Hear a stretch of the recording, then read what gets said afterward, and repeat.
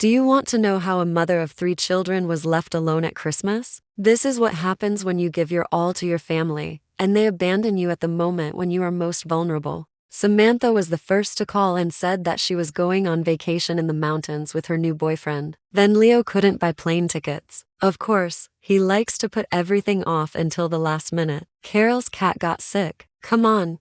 Can a cat be more expensive than a single mother? Maybe. And now Oliver says he's sorry to leave his father alone and is going to visit him in Washington for Christmas. Are you serious? Has anyone thought about his single mother? I was so angry that I turned off the phone. For whom did I prepare so many delicious dishes? For whom did I buy this new tablecloth? For whom did I prepare this stuffed turkey that everyone liked so much at Thanksgiving? I was furious. In the living room, I looked at the Christmas tree and was overcome with such pity that I took out a box and began to remove all the toys from it. I didn't want this holiday atmosphere anymore. In a rage, I began to unwrap the gifts that I had chosen and wrapped with love for a week for each of those I love, but who, unfortunately, don't love me. Perfumes, toys, designer accessories flew in different directions. And then I burst into tears, like a small child cries, deprived of love and protection. I cried so hard for a few minutes that my body shook with rage. And then a message came to my phone from Lucy.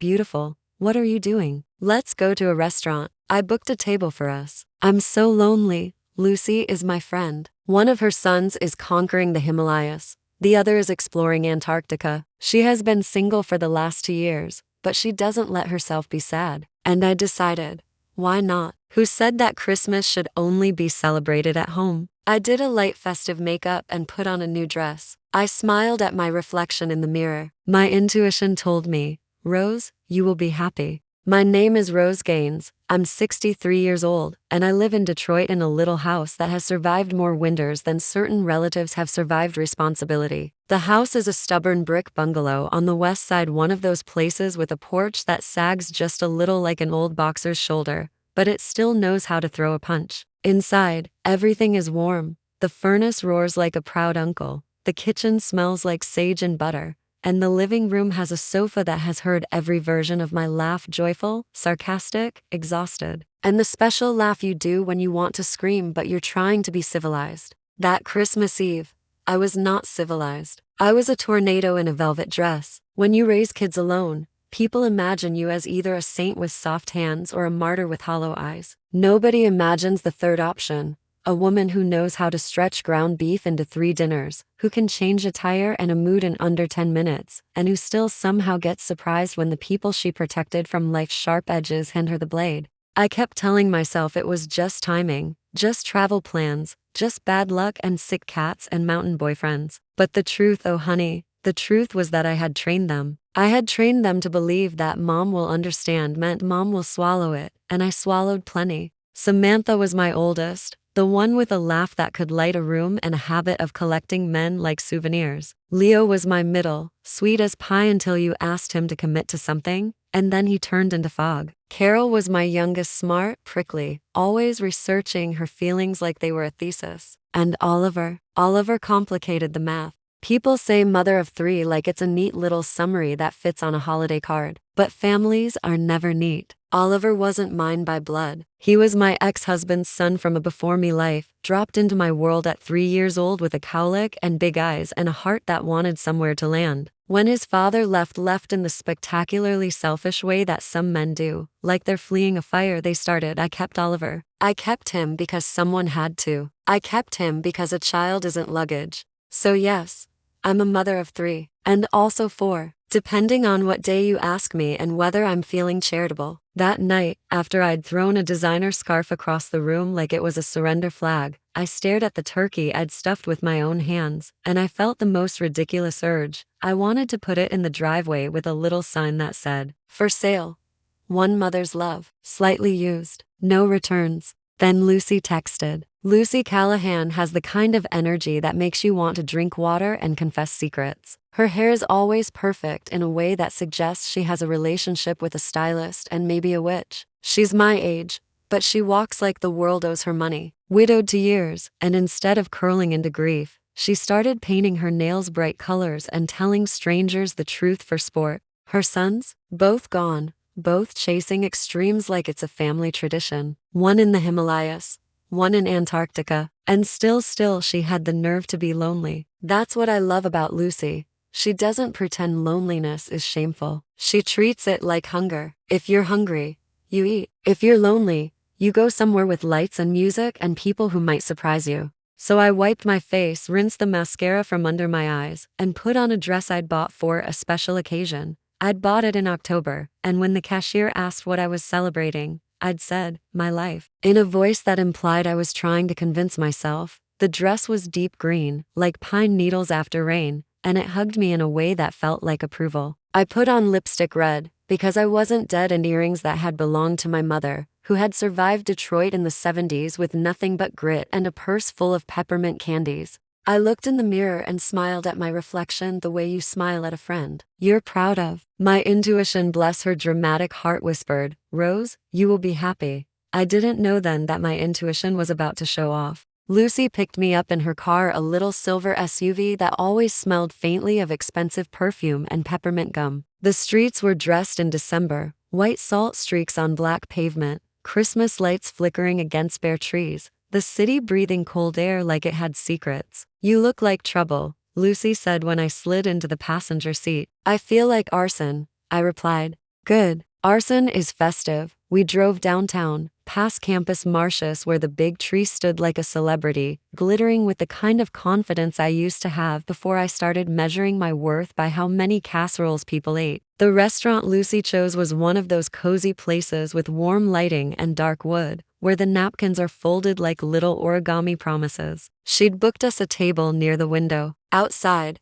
snow drifted down like slow applause. Inside, everything smelled like rosemary, wine, and second chances. Lucy ordered champagne before I could even argue. It's Christmas, she declared. If Jesus can handle a manger, you can handle bubbles. We clinked glasses. I hate them, I said, and then I surprised myself by laughing. It came out sharper than sadness, like a cough that clears your lungs. You don't hate them, Lucy said, and I loved her for being honest. You hate what they did. There's a difference. I hate that I still want them, I admitted, and that one landed heavy. Lucy reached across the table and squeezed my hand. Rose, you don't have to stop loving them, but you can stop auditioning for a role you already earned. I opened my mouth to reply, and that's when I saw him. At first, it was just a man near the bar, laughing with another man. Tall, broad-shouldered, silver hair that wasn't trying to pretend it wasn't silver. His posture was relaxed, like he knew how to be alone without feeling abandoned. He wore a dark coat and a scarf, and when he turned slightly, the light caught his face.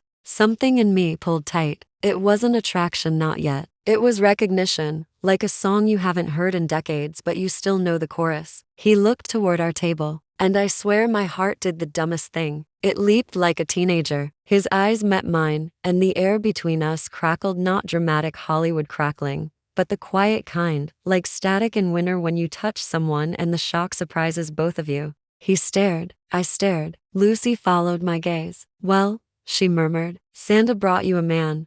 Don't, I whispered, but it was too late. The man blinked slowly, as if his brain was flipping through old files. Then he took a step closer, then another. He walked toward our table like he was approaching something fragile and sacred. Rose, he said, and my name in his mouth sounded like memory and honey. I stood so fast my chair scraped the floor. William, he smiled, and that smile, Lord, made me feel 15 again in a way that didn't humiliate me. It made me feel alive. Rose Gaines, he said, like he couldn't believe the words. It's you. His friend, tall, with a kind face and a cautious grin, hung back near the bar, watching like he didn't want to interrupt the moment. Lucy's eyes were wide with delight. She looked like she'd just found a hidden compartment in life. William Hutchins, I breathed, and my voice cracked on the name. He laughed softly. I haven't heard that name in a long time. Neither have I said, because Rose had been a woman with a different last name for years, a woman who once believed marriage was a house you built together. Turns out,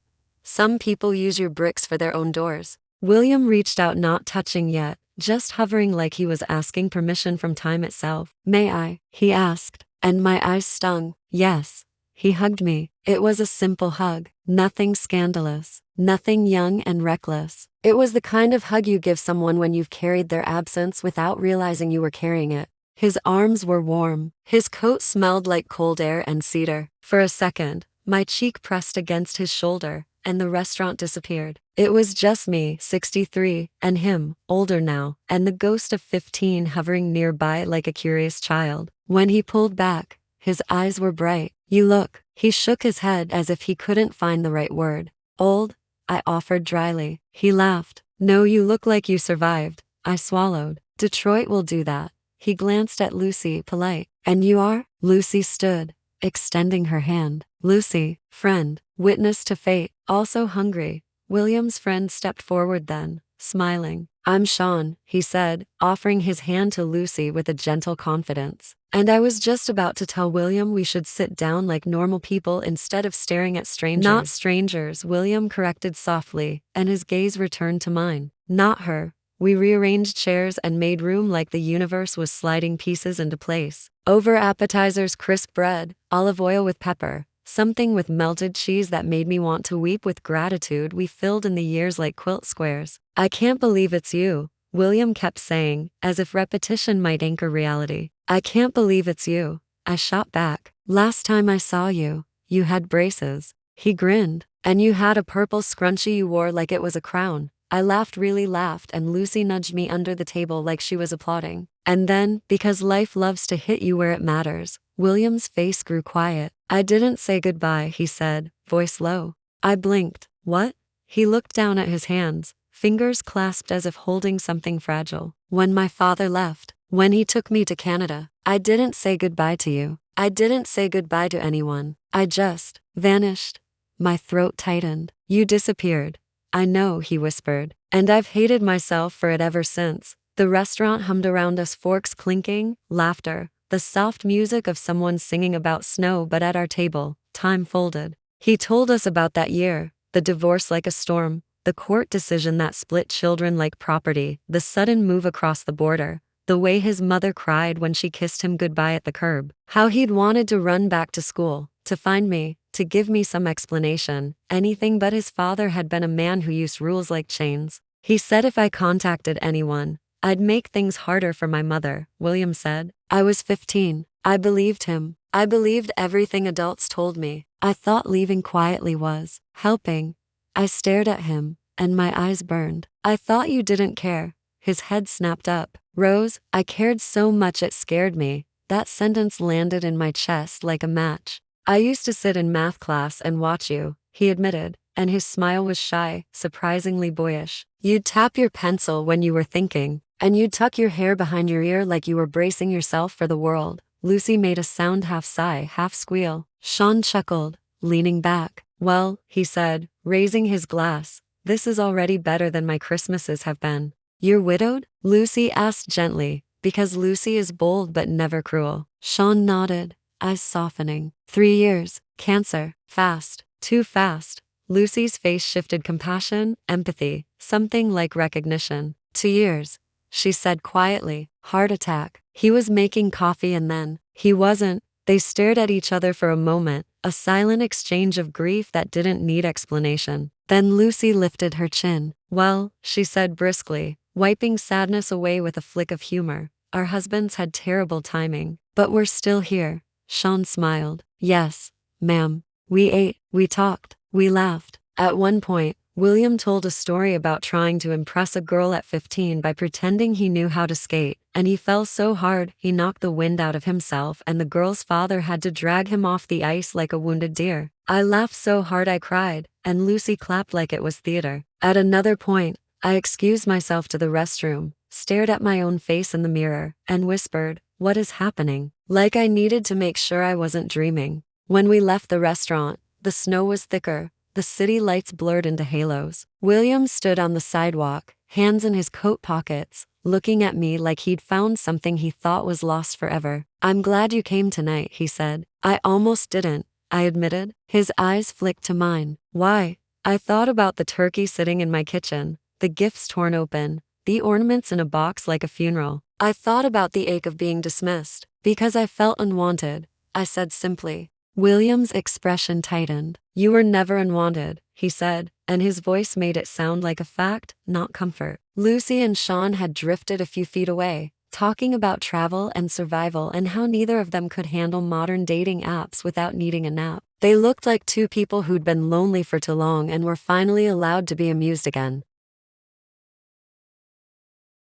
I got home and stood in my living room, staring at the half-stripped tree. I didn't put the ornaments back, not that night, but I didn't take the tree down either. The next morning, I woke with the strange lightness of a woman who has been given proof that her story is not over. I made coffee, stared out the window at the snow, and smiled like I had a secret. Then I froze, because I couldn't remember exchanging phone numbers. I stood in my kitchen, coffee forgotten, and said aloud, "No, no, no, no." I patted my purse like it might magically produce his contact information. Nothing. Lucy texted me at 10.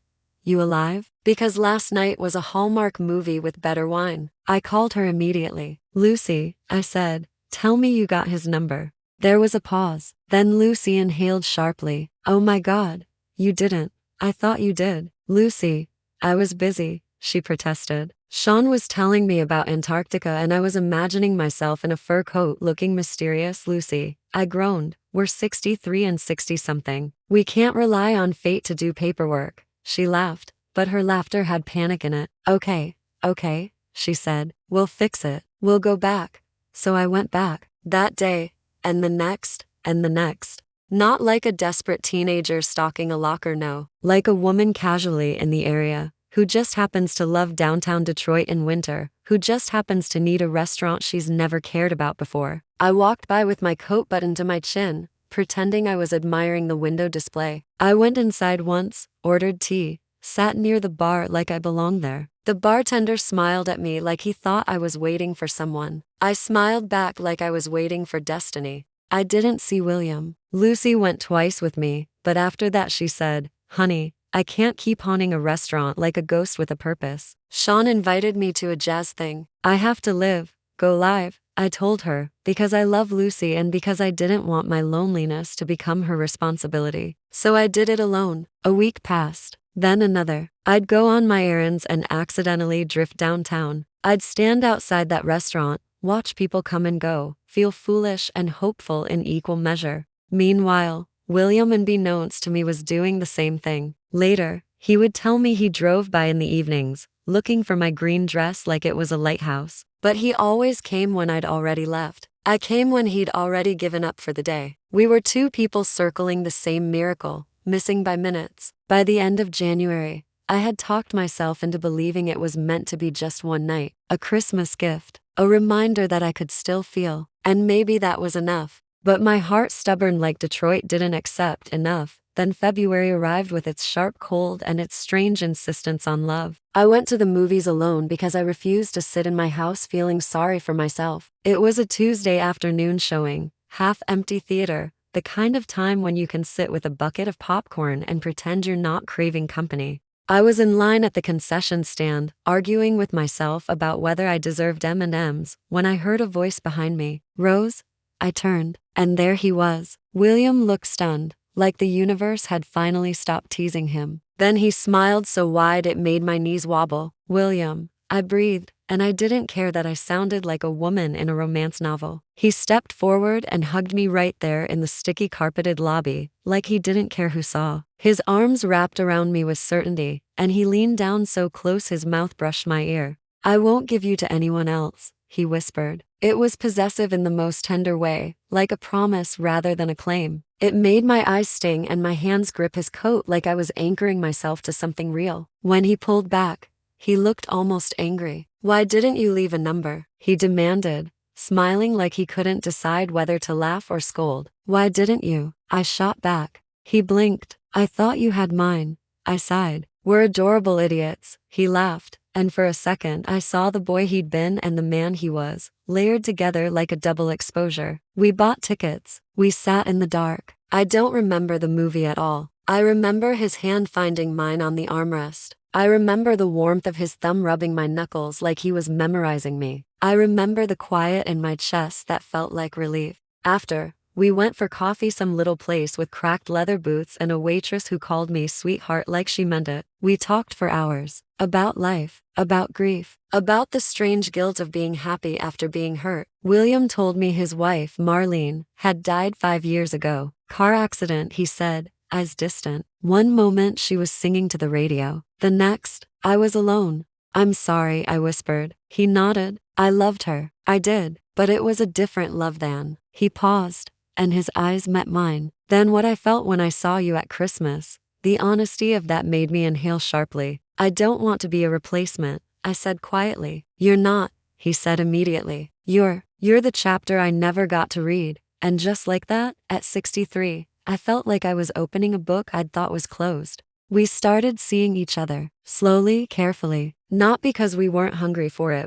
but because we'd both been widowed by fate in different ways. We knew how quickly happiness could be stolen. We treated it gently at first, like a candle you protect from wind. William would come over, sit at my kitchen table while I cooked, offering to help and then somehow making things worse in the most charming way. The first time he tried to chop onions, he cut them unevenly and then winked. Rusty, he admitted. I was spoiled. Marlene did all the chopping. Well, I said, taking the knife from him, Marlene is not here, and neither is your mother. So welcome to adulthood. He laughed and leaned against the counter, watching me like I was art. Some nights, he stayed over, not in a rushed, scandalous way, in a quiet, intimate way. We would fall asleep with the TV murmuring in the background, his arm around my waist, my body relaxed against his. The first time I woke up beside him, I didn't feel guilty or afraid. I felt calm. That terrified me, because calm means you've started to believe, and belief is dangerous when you've been abandoned before.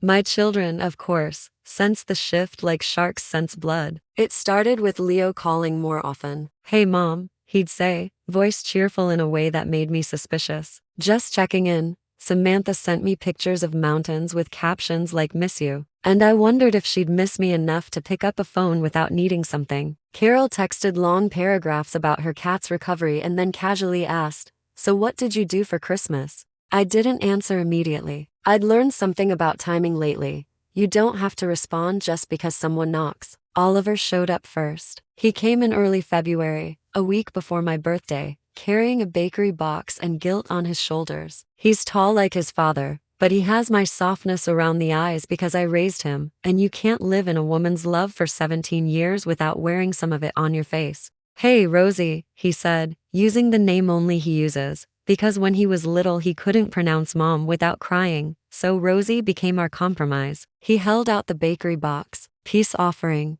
What is it? I asked, suspicious. Canalus, he said, from that place you like.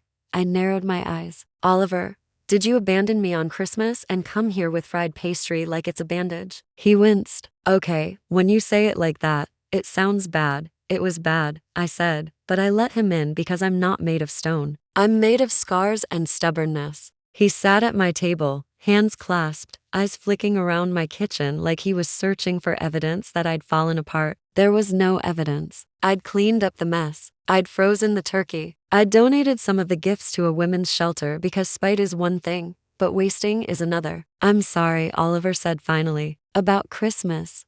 I studied him. You chose your father. He swallowed. He called me. He sounded lonely. And what did I sound like? I asked. Not cruel, just curious. Oliver's eyes dropped. You didn't answer. I turned off my phone, I admitted, because I didn't trust myself not to say something that would scar you. He looked up, startled. You could never scar me. I smiled, sad. Oh, baby. Mothers can scar their children with one sentence. We just usually choose not to. He reached across the table, squeezed my hand. I'm sorry, he said again. I love you. I love you, I replied. But love needs manners, Oliver. He nodded, solemn like a man being taught something he should have learned earlier. Your birthday, he said quickly. We're doing something, all of us. Here, I'm making sure. All of you, I repeated, tasting the words. Yeah, he said. Samantha, Leo, Carol, they feel bad. Feeling bad is not the same as showing up, I murmured. Oliver lifted his chin. They're showing up, and he was right. On my birthday, February 18th, my house filled with noise. Samantha arrived first, in a coat that looked expensive and a smile that looked rehearsed. She hugged me too tightly like she was trying to squeeze forgiveness out of my ribs. Leo came next, carrying flowers and an apology that tripped over itself. "Mom, tickets were crazy and Leo," I said, holding up a hand. "Not today. Today is my birthday. You can apologize tomorrow." He blinked, relieved. "Deal." Carol arrived with a gift bag and her eyes shiny. "I'm sorry about Christmas," she blurted immediately, because Carol can't hold emotion in her body without it escaping like steam. Oliver came last, true to his word, carrying a cake chocolate, my favorite, and a look of determination like he was about to stage manage my heart. They set the table. They lit candles. They laughed too loudly, the way people do when they're trying to patch something they broke. And for a moment, I let myself enjoy it. Then the doorbell rang again. William stood on my porch with a bouquet of winter roses and a sheepish smile. My children turned as one, like birds sensing a storm. "Hi," William said, polite and calm. "I'm William." I watched their faces for different reactions. Samantha's curiosity, sharp as a needle. Leo's confusion, then immediate calculation. Carol's guardedness. Oliver's surprise that melted into something like cautious warmth. I began. "My friend," I said simply, because I wasn't ready to hand my family the delicate truth like a weapon. But William stepped in, offered the flowers to me, eyes steady. "Happy birthday, Rose," he said softly. The way he said it like it mattered, like I mattered, made something in my throat tighten. "Thank you," I whispered, and I realized my children were watching that exchange like it was a chess move. We introduced him properly. He shook hands, smiled, made small talk like a man who knows how to navigate strangers. He complimented the cake. He laughed at Lucy's joke when she arrived fashionably late, sweeping into the room like a queen who refuses to be ignored. Lucy brought Sean. The energy in my house shifted again, lighter, warmer. Lucy and Sean immediately found a rhythm, banter, shared stories, the kind of ease that made my children look slightly bewildered. They weren't used to seeing adults enjoy each other without obligation. We ate cake. We drank coffee. William told a funny story about his failed attempt at baking. Lucy told an even funnier story about accidentally sending a flirtatious text to her dentist. Carol laughed. Leo smiled. Samantha watched William like she was measuring him for damage. After everyone left, William stayed behind to help clean up. "You okay?" he asked, wiping down the counter. I leaned against the sink, exhaling. "There, adjusting." "To what?" he asked gently. I met his eyes. "To the idea that I might have a life outside of them." William's mouth curved. "Good," he said. "They should adjust." I laughed, and it felt like a door opening. They didn't adjust. Not really. At first it was subtle. The way Samantha started calling more frequently, and every conversation drifted toward questions. "So," she'd say, trying to sound casual. "This William, what does he do?" "He's retired," I'd answer. "He worked in logistics, traveled a lot, lives not far from here." "And he's alone?" she'd press. "He's a widower," I'd say, and my voice would sharpen without my permission. "Like me." Samantha would pause. "I just don't want you to get hurt." I nearly laughed every time she said that, as if hurt was some new concept she'd discovered and wanted to protect me from, like a child warning you that stoves are hot after they've already burned your hand. Leo tried a different tactic, guilt disguised as nostalgia. "Mom, remember when we used to have Sunday dinners?" he'd say wistfully. "We should do that again."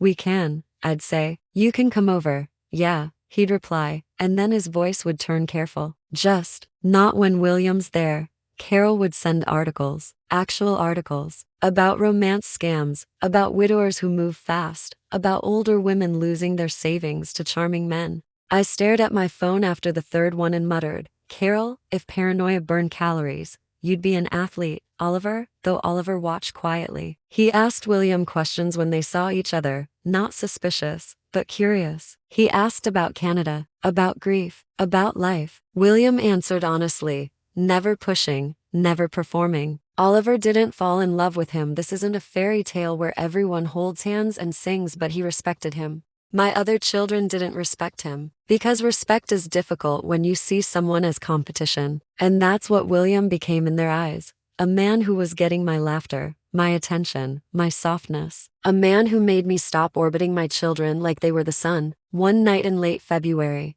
Samantha came over unannounced. I was in the kitchen, humming while I cooked, because William was coming by after dinner and I'd caught myself looking forward to it like a girl. Samantha leaned in the doorway, arms crossed. You're cooking, she observed. Yes, I said. I still do that. Surprise. For him, she said, and it wasn't a question. I set down the spoon. Samantha. What is this? She exhaled, impatient. Mom, I just think it's intense. You're always with him. I saw you twice in January, I replied calmly. She flinched, and I knew I'd landed a truth. I have a life, she protested. So do I said. She stepped forward, voice lowering. He could be using you. I stared at her. Do you hear yourself? You're vulnerable, she insisted. And then what? I cut in. And I'm old. And I can't tell the difference between affection and manipulation. Samantha, I raised you. I paid bills. I fixed leaks. I worked overtime. I survived betrayal with dignity. Don't talk to me like I'm a child wandering into traffic. Her eyes flashed. You're being dramatic. I laughed once short. Oh honey, you have never seen me dramatic. She opened her mouth, then shut it. Her gaze flicked around the kitchen at the tidy counters, the new dish towels, the vase of flowers William had brought last week. I'm just worried, she said again, but her voice had changed. It wasn't worry, it was fear. Fear of losing control. I walked closer, softening slightly. Samantha, I said, you don't have to compete with him. You are my child. He is someone I chose. Her face tightened at that word. Chose. Because children don't want to admit that a mother's love can include choice. They want it to be automatic, guaranteed, forever free. Samantha forced a smile. Fine, she said. Do what you want. Then she left, and the air in my kitchen felt colder. When William arrived later, he took one look at my face and asked, what happened? My daughter came by, I said, trying to sound casual. William's eyes narrowed. And she doesn't like that I'm happy. William set down his coat slowly. Rose, he said, voice gentle, your children love you. I know, I said. But love and possession are cousins in some families. He stepped closer, touched my cheek lightly. I'm not here to take you from them. I swallowed. I'm afraid they think you are. William's gaze held mine. Then we'll show them otherwise, he said, steady as stone. We'll be patient. His patience was beautiful. It was also about to be tested. Because my children, Samantha, Leo, Carol, didn't just feel uneasy. They declared war, not out loud at first. No. My children are modern. They don't shout war. They schedule it. They disguise it as concern. They weaponize polite words. It began with little things. Leo started forgetting to tell me family plans until the last minute, then blaming me when I couldn't rearrange my schedule. Carol would drop by when William was there and sit stiffly on the couch, asking pointed questions about his past. Samantha offered to help me with my finances printing forms, suggesting I add her as a joint account holder just in case. Just in case. I stared at her papers and thought, just in case I die and you want a smoother transfer. William tried to be gracious. He never reacted badly. He never raised his voice. He didn't compete. He didn't push. He just kept showing up, steady and kind. And the more steady he was, the more my children looked like restless storms. One evening, Carol pulled me aside while William was in the backyard with Oliver, looking at the old grill like men do, as if grills are sacred artifacts. Mom, Carol whispered, I need you to be careful. I sighed. Carol, not again. No, she insisted, grabbing my hand. I found something. My stomach tightened. What did you find? Carol's eyes were too bright. William's wife, she said. Marlene. I looked her up. I found her obituary. I blinked. Okay. Carol's voice dropped dramatically. The obituary says she had 2 children. My heart stuttered. What? Carol nodded, triumphant like she'd caught him stealing. 2 kids. And he never told you. I stared at her, and a cold wave slid through my chest. William had told me about Marlene, about the accident, about his grief. He'd never mentioned children. I forced myself to breathe. Maybe it's a different Marlene, I said slowly. Carol shook her head. Same town, same age, same last name. Mom, why would he hide that? I looked through the window at William outside, laughing softly at something Oliver said. His shoulders relaxed, his face open. He didn't look like a liar. But betrayal doesn't always look like a villain. Sometimes it looks like a warm smile and a hand on your cheek. My throat tightened. Carol, I said carefully, give me the obituary. She handed me her phone like it was evidence in court. And there it was.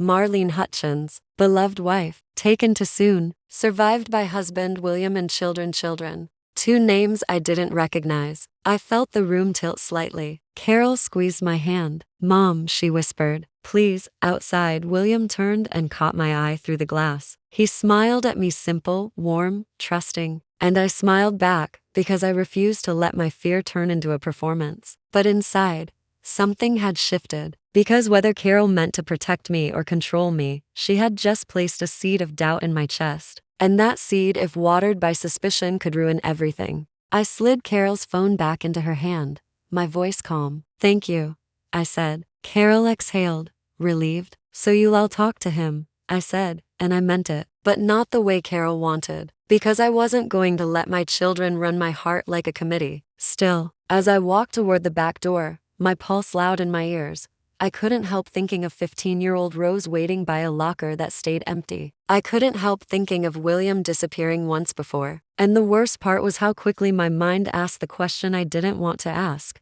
What if he disappears again? I opened the back door and let the cold bite my cheeks, because cold is honest. Cold doesn't pretend it isn't there. William and Oliver were standing near the grill. Oliver had the lid open like he was inspecting an engine, and William was pointing at something with the seriousness of a man discussing foreign policy. When they saw me, both of them straightened. Oliver because he's my child and still has that instinct to read my mood. William because he's gentle and doesn't like walking into storms uninvited. Everything okay? Oliver asked. Fine, I said, and it was the kind of fine that would make any sane person take 2 steps back. William's eyes softened. Rose?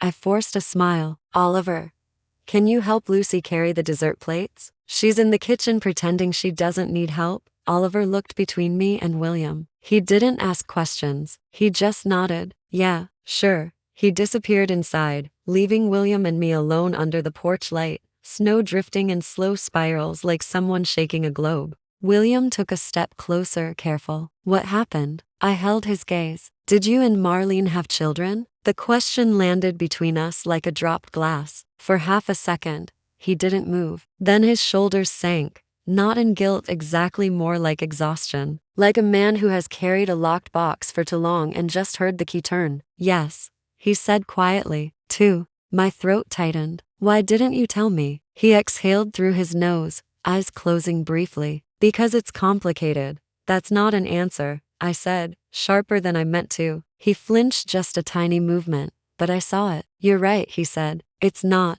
I waited. I didn't fill the silence. I've learned the hard way that silence makes people talk. William leaned his elbows on the porch railing, looking out into the yard like he needed the darkness to speak. Marlene and I, we couldn't have children, he said. Not easily. We tried for years. Then we decided to foster. We took in 2 siblings, Maya and Tyler. They were 6 and 8. Their mother, she wasn't well. Addiction, chaos. The kids needed stability. I felt my breath catch. So you fostered them? Yes, he said. Then we adopted them. My anger slipped sideways into something else, confusion, empathy, that strange ache you feel when you realize there's more pain than you knew. And after Marlene died? I asked softly. William's jaw tightened. After she died, everything fell apart. Not because I didn't love them. Because grief does strange things to children and adults. Maya blamed me. Tyler shut down. I tried to hold us together, but I was drowning.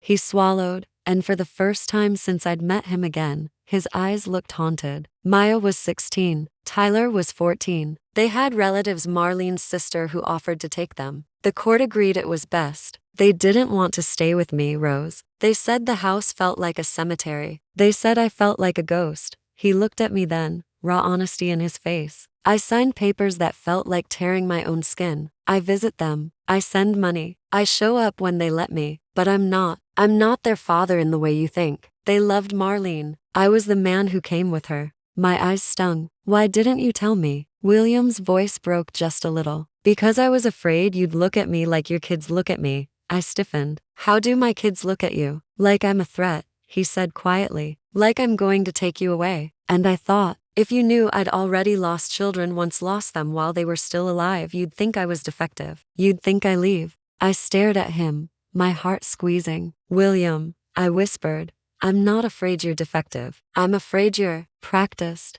He blinked. Practiced? At disappearing, I said, the words tasting bitter. At leaving without goodbye. His face softened, and he stepped closer. Rose, he said, I didn't leave those kids. They left me. And I didn't leave you at 15. I was taken. I know, I said, but my voice shook. My head knows. My heart is still 15, waiting at a locker. He reached for my hands. I let him. His palms were warm, steady. I'm here, he said. I'm not going anywhere. And I wanted to believe him so badly it hurt. Inside, the house was filled with laughter, Lucy's bright cackle, Sean's low chuckle, my children's voices overlapping. A normal family sound, almost. William squeezed my hands. Come back inside, he said gently. Let's not let fear ruin your birthday. So I went back in. I smiled. I ate cake. I hugged Lucy. I pretended my chest wasn't full of fragile glass. But my children had seen me pull William outside. Samantha's eyes followed me all night like a spotlight. Carol looked satisfied, like she'd started a fire and was watching the smoke. Leo kept asking if I was okay, too many times, like he was hoping I'd confess something that would justify his discomfort. After everyone left, I stood in the kitchen with William washing dishes beside me. I'm sorry, he said quietly. I should have told you sooner. I nodded. Thank you for telling me now. He looked at me. Does it change how you see me? I thought of Maya and Tyler, children who had lost their mother and then lost their home. I thought of William signing papers that felt like skin tearing. I thought of my own kids, who could leave me for a mountain trip and still expect my love waiting on the table like a meal. It changes the picture, I said honestly, but not the feeling. William's eyes softened. Good. He kissed my forehead gentle, almost reverent. For a while, things steadied. For March and April, we built something that felt like a quiet miracle. William and I developed rituals, coffee on Sundays, walks through the neighborhood when the snow melted into mud, and hope. He'd fix little things around my house without making me feel incompetent, just a screw tightened here, a door hinge there. I cooked. He did dishes, insisting it was a fair trade. We watched old movies and argued playfully about which actor was still handsome and which one aged like milk. Lucy and Sean, meanwhile, turned into their own delightful subplot. They started meeting for jazz shows, then lunches, then Lucy calling me to say, Rose, I think I accidentally have a boyfriend, as if boyfriends were something you found in the grocery aisle by mistake. But my children were not done. They couldn't break us with concern, so they switched to sabotage. First came the gossip. Samantha told a cousin that mom is moving too fast with some widower, and the cousin told an aunt, and the aunt called me with that syrupy voice people use when they're pretending to be caring but really they're collecting scandal. Then came the guilt tactics. Leo started dropping hints that the grandkids missed me. They ask about you, he'd say, like a weapon. But you're always busy. Invite me, I'd reply, calm. I'll come. Yeah, but he'd trail off, and I'd know he meant without William. Carol tried the intellectual route. She sent me a long email about attachment patterns in late life relationships with links and citations, as if my heart needed peer-reviewed permission. I printed it out, put it under a table leg to stop the wobble, and felt a petty joy that tasted like justice. But the real attack came in May. I found out because Lucy, bless her, has ears in places the CIA would envy. She called me one afternoon, voice sharp. Rose, she said, your children are up to something. I sat up straight. Define something, because my children have been up to something since they learned how to lie about bedtime. Lucy exhaled. I ran into Carol at that little coffee shop near Woodward. She was meeting with someone. You know who? My stomach sank. Who? Your ex-husband, Lucy said, each word clipped. And they were talking about William. My hands went cold. My ex. In Washington? He's in town, Lucy said. Apparently your Oliver's visit warmed his heart enough to come crawling back like a seasonal allergy. I stared at the wall, mind racing. My ex-husband Ted had a gift for appearing when it benefited him and disappearing when it didn't. He'd left me with bills, 3 kids, and a house that needed a new roof. He'd then reinvented himself as a complicated man instead of a coward with nice hair. What were they saying? I asked. Lucy's voice lowered. I didn't catch everything, but I heard Carol say, we need to protect Mom. And Ted, your charming disease, said, I can help. I felt heat rise in my chest. Help? He couldn't help when I needed child support. Lucy snorted. Exactly. So if he's offering help now, it's because he wants something. I rubbed my forehead. They're trying to break us up. They're plotting, Lucy corrected. Breaking up takes 2. Plotting is what fools do when they underestimate women. that made me smile despite the anger. But it still scared me, because plotting can be messy. Plotting can reach for things you can't unhear. And my children had access to my life, my schedule, my vulnerabilities, my history. 2 days later, the bomb dropped. William called me, voice tight. "Rose," he said, "someone emailed me." "What?" I asked, heart pounding. He hesitated. "It was anonymous, but it said you're still involved with your ex-husband." I felt like the air punched out of my lungs. "What?" "It said you've been seeing him." That year he stopped, embarrassed. "That you're using me." I laughed one sharp, humorless bark. "Using you? For what?" "Companionship. Joy. Is that a crime now?" William didn't laugh. He sounded hurt, and hurt is a language that makes you careful. "I didn't believe it," he said quickly, "but I needed to tell you, because it shook me." My anger turned molten. "My children," I said, voice shaking. "This is my children." William was quiet. "Why would they do that?" I closed my eyes. "Because they think love is a pie, and if I give you a slice, they get less," he exhaled. "Rose, I'm going to handle it," I said, and my voice sounded like Detroit steel. I drove to Samantha's house first. I didn't call. I didn't warn. I just showed up. Samantha opened the door, startled. "Mom, did you send an anonymous email to William?" I asked. No greeting, no softness. Her face flickered. "What? Don't," I snapped. I didn't survive decades of motherhood to be gaslit by my own child. Samantha's eyes narrowed. "I didn't send it."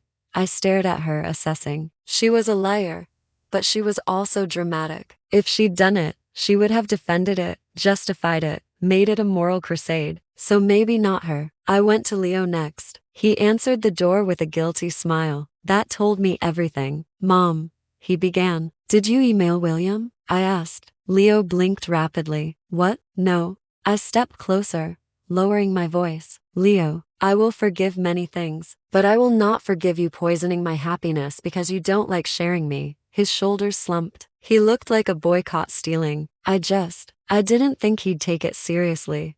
My hands curled into fists. "You lied to him. You tried to humiliate me. And you didn't think he'd take it seriously?" Leo's eyes filled. "We miss you."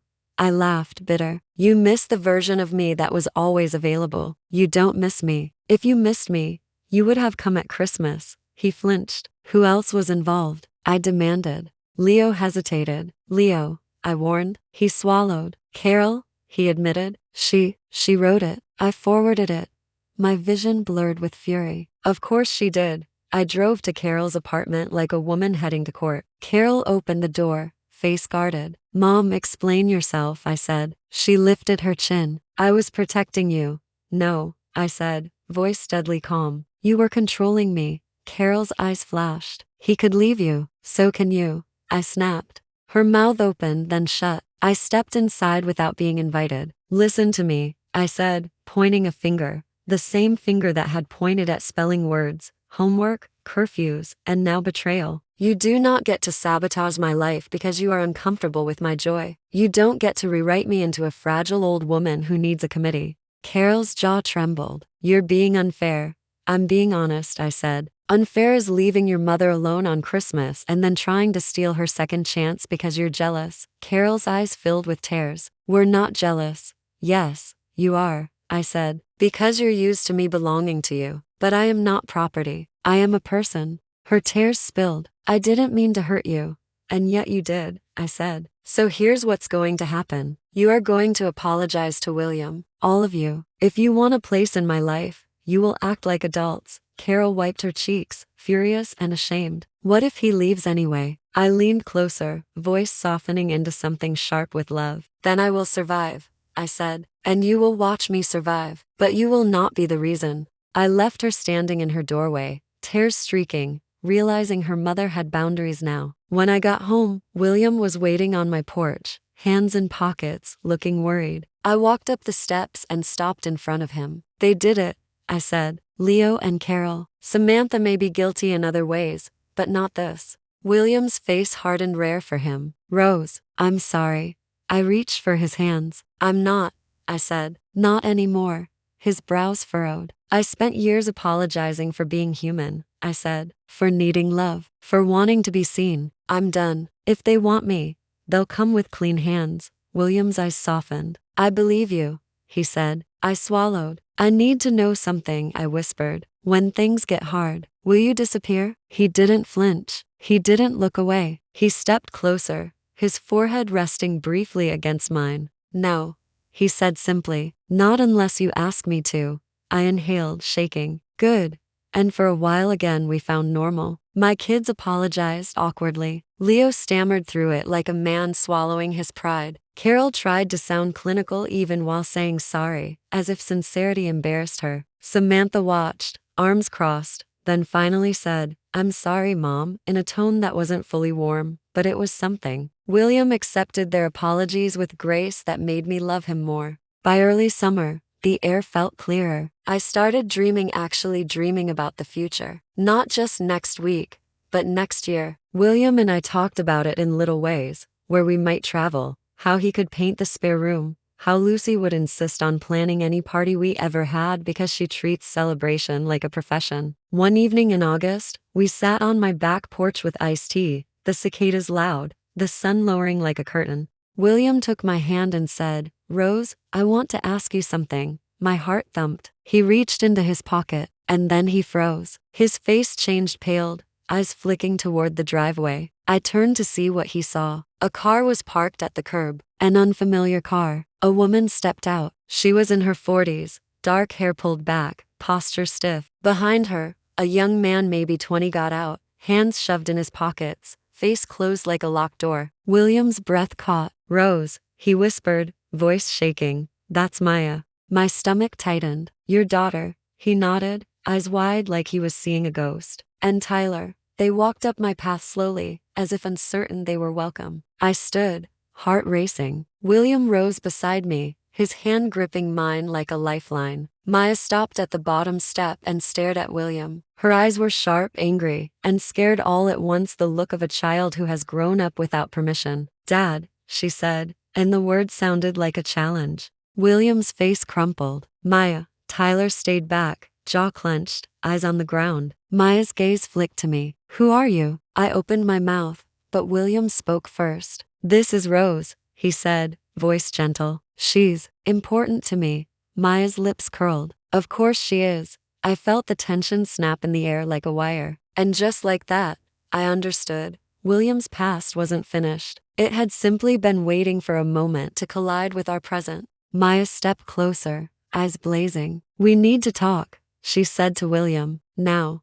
William glanced at me, apology in his eyes. Go, I whispered, though fear clutched my chest. Talk to them. He nodded, squeezed my hand, and walked down the steps toward them. I watched from the porch as William stood facing the two young people who held pieces of his grief. Maya spoke fast, gestures sharp. Tyler stayed silent, but his silence was loud. Then Maya pointed toward William's pocket, toward the shape of the small box he'd almost pulled out. My heart stopped. Maya's face twisted with something like rage. She shoved William's shoulder. He stumbled. I took a step forward, ready to run down the stairs, when William lifted his hands, trying to calm her. Maya shook her head violently, then turned on her heel and walked back toward the car. Tyler hesitated, glanced at William, then followed. William stood there, frozen, shoulders sagging, like the air had been punched out of him. When he finally turned back toward me, his face looked wrecked. He walked up the steps slowly. I searched his eyes. What happened? I whispered. William's mouth opened,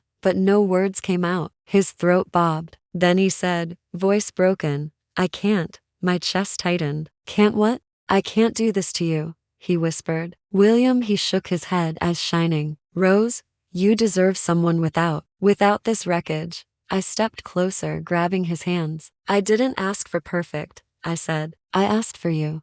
His lips trembled. I love you, he whispered. Then stay, I pleaded. William pulled his hands away, gentle, but firm, and I felt the cold Russian where he'd been. I'm sorry, he said, and his voice sounded like 15 again, like that boy who disappeared. Then he walked down my steps, to his car, and drove away, just like that. The porch light flickered above me. The cicadas kept singing like nothing had happened. The iced tea sweated on the table. I stood there, breathing too fast, my heart slamming against my ribs like it wanted to escape. Inside, my phone buzzed. A text from Lucy, Tell me you're alive because Sean just tried to salsa dance and I need to laugh with someone. I stared at the message, my vision blurring. Then I sat down on my porch chair and laughed one short, stunned laugh because what else do you do when life repeats itself with new costumes? And then I cried, quietly this time, like an old woman with a young heart. The next morning, my children found out, not because I told them I wasn't ready for their sympathy, but because Oliver showed up to drop off something he'd left, saw my face, and went still. What happened? He asked, voice low. He left, I said simply. Oliver's eyes narrowed. Left where? I don't know, I whispered. Just left. And something shifted in Oliver's face, something protective, fierce. He did it again, he said, more to himself than to me. I didn't answer. I couldn't. Lucy arrived an hour later, hair in a messy bun, eyes sharp. Sean was with her, looking serious. Lucy took one look at me and said, okay, who do I need to set on fire? I snorted through tears. Not helpful, very helpful, she corrected. But fine, talk. So I told them, the porch, the almost proposal, Maya and Tyler, the way William's face folded like paper, the way he drove away. Lucy listened, jaw tight. Sean's eyes were sad, but steady. When I finished, Lucy leaned forward. Rose, she said, I'm going to say something and you're going to hate it. Try me. She pointed at my chest. You are not 15 anymore, she said. You are 63. You have survived more than he has. He's running because he's scared. But you, my beautiful stubborn friend, are not going to sit here and let a man decide your ending. I blinked. What do you suggest? Lucy smiled slow, wicked. We find him. Sean nodded once. We find him, he echoed. Oliver stepped forward. I'm coming, he said. I stared at them, stunned. Oliver, he lifted a hand. No, he said. I messed up on Christmas. I won't mess up now. You gave me a home when my father didn't. I'm not letting you be abandoned again. My throat tightened. You don't even like him that much. Oliver shrugged. This isn't about liking him. This is about you. And suddenly, my heart bruised, angry, still hopeful felt held. We started with what we knew. William lived alone, not far away. We drove to his house. It was dark. His mailbox was stuffed with flyers. His porch light off, the curtains drawn. Lucy knocked anyway, like she could knock sense into bricks. No answer. Sean walked around the side, peering into a window. No car, he said quietly. He's gone. Where? I asked, voice breaking. Lucy pulled out her phone. Sean, she said, didn't you say you have a friend who works for the airport? The one who owes you a favor because you helped him move a couch. Sean blinked. Lucy. What? She snapped. This is not the time for ethics. Sean sighed, but he was already dialing. Meanwhile, Oliver called Samantha, Leo, Carol and told them, bluntly, Mom needs us. Now. For once, they listened. By afternoon, all 4 of my children were in my living room, faces tense. Samantha looked guilty. Leo looked scared. Carol looked like she wanted to fix it and didn't know how. Oliver looked determined enough to lift a car. Lucy stood in the middle like a general. Here's the situation, she announced. William ran. We are not letting him. Carol opened her mouth. Maybe he needs space, Lucy cut her off. Carol, sweetie, space is what men ask for when they don't want consequences. Not today. Samantha blinked. We're chasing him? Yes, Lucy said brightly. This is a Christmas story, and we're in the 3rd act. Leo rubbed his forehead. This is insane. I looked at him. So was leaving me alone on Christmas, I said calmly. He flinched. Fair. Sean got off the phone and nodded. He bought a ticket, he said, to Toronto. My heart lurched. Canada. William's old escape route. Oliver stood so fast his chair scraped. When? Sean checked his phone. Tonight, late. Lucy grabbed her purse. Then we have hours, she said. Plenty of time to stop a romantic idiot. What do we do? Samantha asked, voice small. I stood slowly, feeling something rise in me, not rage this time, but purpose. We go to the airport, I said, and we tell him he doesn't get to rewrite my life with his fear. Carol stared at me. Mom, what if he doesn't want to come back? I smiled sadly. Then I'll let him go, I said. But I won't let him go because he's scared. I'll let him go because he chooses it. Lucy clapped once. That's my girl. At Detroit Metro Airport, the lights were harsh. The air smelled like coffee and hurry. We moved like a strange little group, me, Lucy, Sean, and my 4 children, like a family on a mission. Oliver walked beside me, hand on my elbow, steadying me. We found the gate, and there he was. William sat in a chair near the window, staring out at the runway like it was a confession booth. He looked smaller somehow, older, a man trying to outrun his own heart. When he saw us, his eyes widened. He stood abruptly. "Rose," he whispered. My children hung back, uneasy. Lucy and Sean stood like quiet support. I stepped toward William slowly. My heart hammered, but my voice was steady. "Running again?" I asked softly. His face crumpled. "I didn't want to hurt you."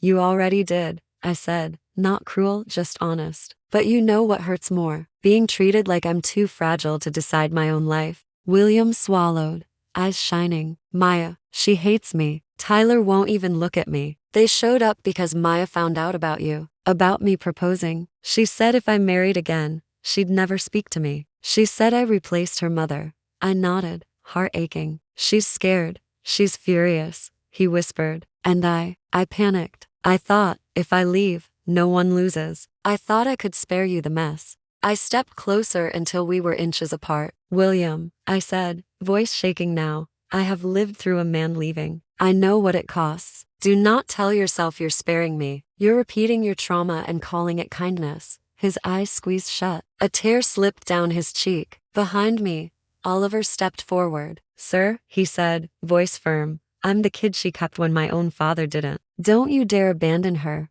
William's eyes snapped open, startled. Leo cleared his throat. He looked embarrassed. "I sent a stupid email. I tried to sabotage you. So trust me. I know what bad choices look like. This one is really bad." Samantha stepped forward, reluctant but sincere. "Mom deserves happiness," she said, and she looked like it physically hurt to admit it. "Even if it scares us." Carol swallowed hard. "I'm sorry," she whispered. "I was wrong." William stared at them like he couldn't believe it. Lucy leaned in, smiling sharply. "Look at that," she said. "A family learning. It's a miracle." Sean added quietly, "Don't get on that plane." William's shoulders shook with a silent sob. "I don't know how to fix this," he whispered. I reached up and held his face in my hands. "You don't fix it by running," I said. "You fix it by staying, by talking to your kids, by letting them be angry without letting their anger steer your life." He stared at me, trembling. "What if I fail?" I smiled through tears. "Then we try again," I said. "I'm 63, William. I'm not afraid of trying." His breath hitched. "I love you," he whispered. "Then choose me," I said simply. "Choose us." William looked at the boarding door, looked back at me, looked at my children, looked at Lucy and Sean, this strange, stubborn village that had formed around my heart. Then he nodded once, like a man stepping into truth. He picked up his bag and set it down. The gate agent called for boarding again. William didn't move. The plane left without him. 2 weeks later, William invited Maya and Tyler to meet all of us at a quiet park near the river. It wasn't dramatic. It wasn't perfect, but it was real. Maya arrived tense, arms crossed. Tyler stayed a step behind her. William didn't beg. He didn't plead. He just said, "I love you," and let the silence sit. Maya's eyes were wet. "If you marry her," she said, voice shaking, "it feels like you're saying Mom is replaceable." William's voice broke. "No," he whispered. "It means I'm still alive. It means your mom's love didn't kill my ability to love. It means she mattered enough to teach me how." Maya blinked, caught off guard. Tyler finally looked up. I stepped forward carefully. "I'm Rose," I said softly. "I'm not here to replace anyone. I'm here because your father makes me feel safe. And because I make him laugh again." Maya's mouth trembled. "I don't want him to leave me." William stepped closer to her. "I'm not leaving," he promised. "Not this time." Tyler's voice was quiet, rough. "You said that before." William swallowed. "I know," he said, "and I failed. But I'm here now, and I want to do better."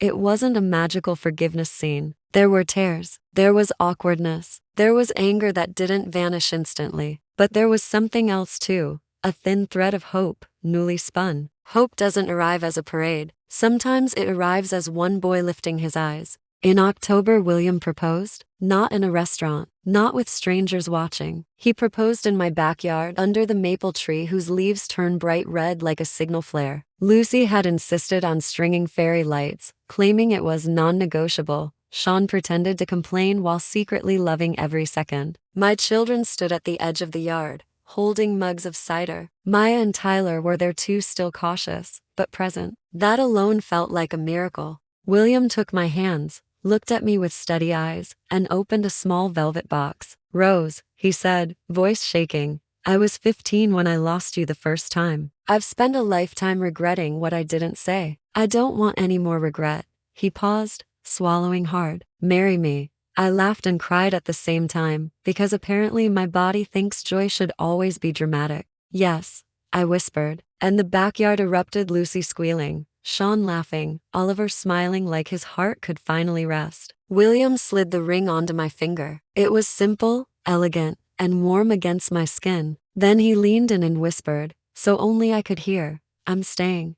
We had our wedding in December. Yes, December. Not because I wanted to redo Christmas, but because I refused to let a holiday be a monument to abandonment. I wanted it to be a monument to choice. We didn't do a huge ceremony. We did a cozy one, my backyard, fairy lights, warm blankets, a small heater that tried its best like an underpaid employee. Lucy made centerpieces out of pine cones and sass. Sean handled music. Samantha wore a dress she'd probably mortgaged. Leo cried too openly. Carol gave a toast that was surprisingly heartfelt and only slightly apologetic. Oliver walked me down the aisle. Not Ted, not the father who left. Oliver, my chosen son, the one I kept. When he offered his arm, he whispered, "Merry Christmas, Rosie." I squeezed his hand. "Best one yet," I whispered back. William waited for me near the tree, eyes shining. Maya and Tyler stood together in the front row. Maya's mouth was tight, but her eyes were soft. Tyler gave William a small nod, nothing grand, but enough. When William said his vows, he didn't talk about perfection. He talked about courage. "I promise to stay," he said, voice steady, "even when it's hard, even when I'm scared, because love isn't the feeling, it's the choice." And when it was my turn, I looked at him and smiled through tears. "I promise," I said, "to never shrink my life to fit someone else's comfort again. Not even yours, especially not yours." William laughed softly, eyes wet. "Fair," he murmured. We kissed under the fairy lights, and people cheered, and I swear the universe leaned in like it wanted to listen. Later that night, after guests left and the backyard was quiet again, William and I stood in my living room. The Christmas tree was up. All the ornaments were on it, every silly one, every sentimental one, even the cracked angel that my youngest grandchild had glued back together with too much enthusiasm. The tablecloth I'd bought for that abandoned Christmas was spread on the table now, smooth and proud. And in the kitchen, the turkey roasted, not for people who forgot me, but for people who chose me. William came up behind me, wrapping his arms around my waist. "You okay?" he asked softly. I leaned back against him, smiling. "I'm better than okay." He kissed my cheek. "Tell me," he whispered, "if you could go back to last Christmas, would you change it?" I thought of the rage, the tears, the gifts thrown like confetti of heartbreak. I thought of Lucy's message. I thought of the restaurant, the warmth, the shock of seeing William again. I shook my head. "No," I said, "because if they hadn't abandoned me, I might have stayed home. I might have kept feeding people who took me for granted. I might have missed you." William's arms tightened. "Then maybe it was fate?" I snorted softly. "It was consequences," I corrected. "Fate is romantic. Consequences are useful." He laughed, and I laughed too deep and full. Outside, snow began to fall, soft and steady. And for the first time in a long time, I looked at Christmas and didn't see loneliness. I saw a woman who had finally learned the most important lesson of all. If someone leaves you at your most vulnerable, you don't sit in the dark waiting for them to come back. You turn on the lights. You put on your green dress. You go out into the world, and you let happiness find you, because it will, if you stop hiding from it.